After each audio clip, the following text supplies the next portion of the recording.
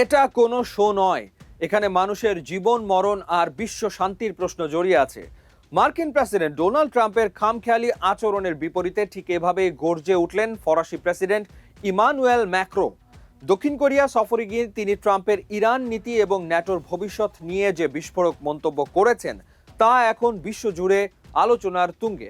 আজকের ভিডিওতে আমরা জানব কেন ম্যাক্রো ট্রাম্পের ওপর এতটা বিরক্ত, আর ইরান যুদ্ধ নিয়ে পর্দার আড়ালে আসলে কি ঘটছে। ইরান ইসরায়েল যুদ্ধ এখন দ্বিতীয় মাসে পদার্পণ করেছে, আর এই যুদ্ধ নিয়ে ট্রাম্প প্রশাসনের অবস্থানকে ধোঁয়াশা বলে মনে করছেন ম্যাক্রো। তিনি বলেন, আপনি যখন গম্ভীর কোনো বিষয় নিয়ে কথা বলছেন তখন প্রতিদিন আগের দিনের উল্টো কথা বলতে পারেন না।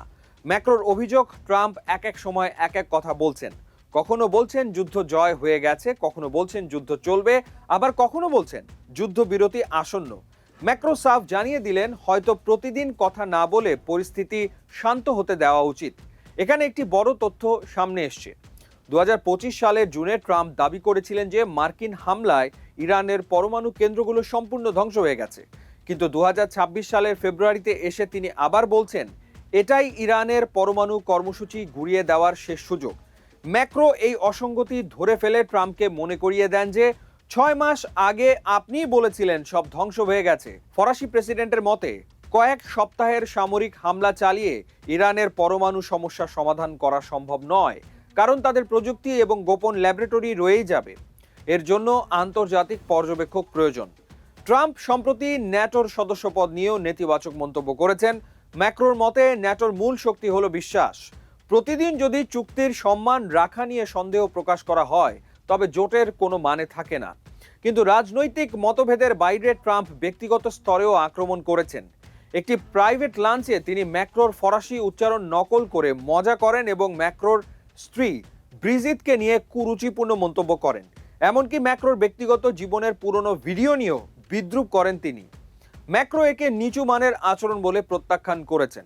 আশ্চর্যের বিষয় হলো, ফ্রান্সে ম্যাক্রোর ঘোর বিরোধীরাও এই ঘটনায় তার পাশে দাঁড়িয়ে ট্রাম্পের সমালোচনা করেছেন। এদিকে তেহরান পাল্টা ব্যবস্থা হিসেবে বিশ্বের অন্যতম গুরুত্বপূর্ণ জ্বালানি সরবরাহ পথ হরমুজ প্রণালী বন্ধ করে দিয়েছে। ট্রাম্প বলছেন এর সমাধান ভুক্তভোগী দেশগুলোকেই করতে হবে। কিন্তু ম্যাক্রো এখানে সামরিক হস্তক্ষেপের ঘোর বিরোধী। তার মতে, হরমুজ প্রণালী মুক্ত করতে সামরিক অভিযান চালানো হবে অত্যন্ত বিপজ্জনক এবং অবাস্তব, কারণ ইরানের রেভলিউশনারি গার্ডের হাতে রয়েছে শক্তিশালী ব্যালিস্টিক মিসাইল এবং উপকূলীয় প্রতিরক্ষা ব্যবস্থা। ম্যাক্রোর এই কঠোর অবস্থানের পেছনে কেবল ট্রাম্পের প্রতি বিরক্তি নয়, বরং ইউরোপের কৌশলগত স্বায়ত্তশাসন বা স্ট্র্যাটেজিক অটোনমি প্রতিষ্ঠার একটি বড় লক্ষ্য রয়েছে। ম্যাক্রো দীর্ঘদিন ধরেই বলে আসছেন যে ইউরোপীয় দেশগুলোর উচিত নিজেদের নিরাপত্তার জন্য আমেরিকার ওপর শতভাগ নির্ভরশীল না হওয়া। তিনি সরাসরি বলেছেন, এই অপারেশন আমেরিকা ও ইসরায়েল নিজেদের সিদ্ধান্তে শুরু করেছে, তাই এখন একা হয়ে যাওয়ার পর অন্যদের ওপর দোষ চাপানো অন্যায়। এই মন্তব্যের মাধ্যমে ম্যাক্রো স্পষ্ট করে দিলেন যে মধ্যপ্রাচ্যে আমেরিকার চাপিয়ে দেওয়া কোনো অসম যুদ্ধে ফ্রান্স তার সেনাদের জীবন উৎসর্গ করতে রাজি নয়। এটি বিশ্ব রাজনীতিতে একটি বড় পরিবর্তনের সংকেত, যেখানে ইউরোপ এখন মার্কিন ছায়া থেকে বেরিয়ে নিজস্ব পররাষ্ট্রনীতি গড়ার পথে হাঁটছে।